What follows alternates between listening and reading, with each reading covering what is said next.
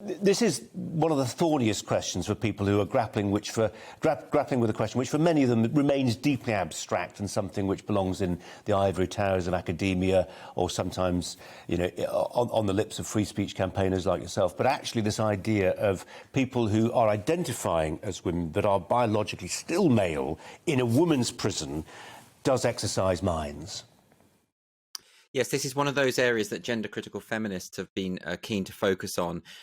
When you have a system of gender self-identification where you can simply declare to be the opposite sex, then feminists would argue, and campaigners have argued, that this puts women at risk. It is a safeguarding issue when it comes to places such as domestic violence, refuge centres, changing facilities, toilets, that kind of thing, and accommodation in hospitals as well, for instance, but also prisons, crucially prisons. And so this has become an important debating point, and increasingly prisons are not requiring a gender recognition certificate in order to transfer. In other words, a prisoner can identify as a male-bodied prisoner can identify as female and be transferred, and this story shows that it is actually happening. Now, it's a very sensitive area. It's a very tricky place to delve into, but I think it is important. There's a really interesting book by Helen Joyce called Trans, When Ideology Meets Reality, and she discusses the issue of prisons, and she quotes a very important statistic, which is that of the 125 transgender prisoners known to be in prisons in England in 2017, 60 of those were trans women who had been convicted of sexual assault. So that's around 50%. That's considerably higher than the male prison population, which comes at roughly 19%. Now, she's really at pains to point out this is not to suggest that trans people have a higher propensity for sexual assault. That is a myth, and trans campaigners are right to be wary of people propagating this myth that trans people are more likely to be predators. As Helen Joyce points out, what this suggests is that gender self-identification can provide a kind of cover for predators. So, in other words, someone who isn't trans can identify as the other gender to gain access to spaces.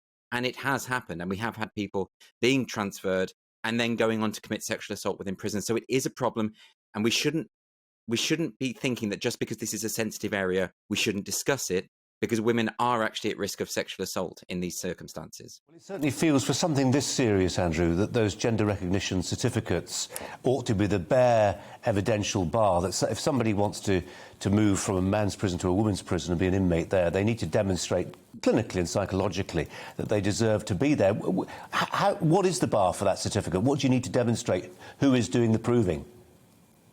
Well, this is the big debate that's going on at the moment, is that trans activists want it to be the case that you can simply self-ID, and then that is an automatic procedure that happens. At the moment, there's more to it than that. In this case, I think it is 11 out of the 12 prisoners in this particular case hadn't actually transitioned. It was just simply a matter of self-identification without the certificate. But there's a whole procedure that people go through, and to sort of skip over that process does raise some questions. I mean, a very good example of this is quite a famous example, actually.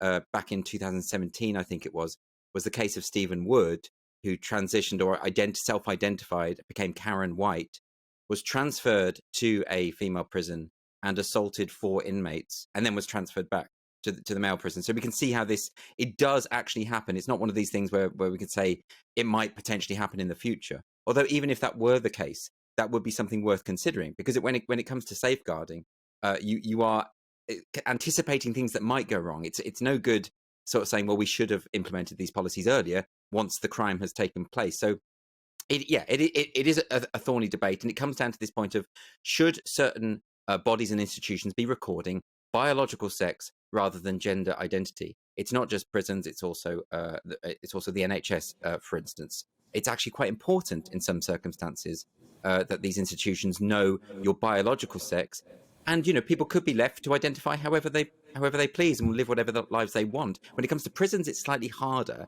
and so some people have suggested maybe we need a trans wing, or a wing for people who are in that process of transition or who want to be known as their gender identity, not their biological sex. That's one potential way around it. Yeah, you can see why that would cause difficulties for some, can't you? Andrew, thanks very much indeed. Andrew Doyle.